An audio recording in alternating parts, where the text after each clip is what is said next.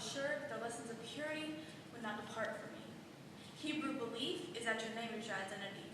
Like Jabez born into pain and Jacob's deception, my name was meant to be taxed to my brain from inception. So how's come I couldn't find it in me to commit to sexual fidelity? It's like what parents didn't teach me, like Proverbs 22:6, if you train up a child. So why was my aversion to sexual immorality so mild? Because my sin nature had me plagued with curiosity. About now is the time where you start to squirm because you're uncomfortable with the truth. But like the Virgin Mary, sometimes discomfort gives birth to truth. My curiosity soon melted into a lustful burn. So by the time opportunity rolled around, I wasn't concerned about purity or Jesus or even condoms. Sin blinds us to what the Father wants and opens up our lives to wreak havoc with our wants. And like my dusty Bible said, your sins will soon find you out, or at least that's what I read. But I didn't think about that. I didn't think about herpes, babies, or AIDS. And as you all know, the pleasure of sin soon fades. And like the parable of the sower, I soon found myself the reaper, and 9 months later grew my bumper crop. But a baby doesn't do anything to stop a boy who only wants sex from walking out.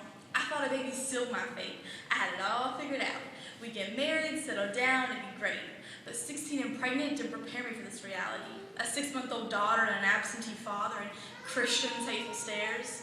But I don't tell you this to get pity because God knows I don't need it. God is no respecter of persons or of sins. My pregnancy wasn't a sin, it just made my sin obvious. No, I came here to tell you that this sin issue isn't absent from your churches. It sits beside you in your pew while you worship and lives inside your shiny glass houses. This sin issue has been too long ignored. The church has too long refused to acknowledge sexual immorality. It's the forbidden fruit, and once it's been bitten, we quietly dismiss the found out while the rest hide in nakedness, praying their condoms don't run out. And while we're busy sweeping the shame under the rug, we forget that God covered Adam and Eve's sin before he showed them out. In 1 Peter 4:8, I read that love covers a multitude of sins, and this is where we've fallen short.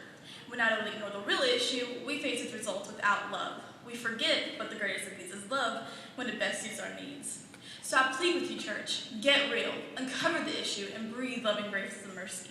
Because for all you know, next could be your daughter, or your sister, or your friend, or maybe even you.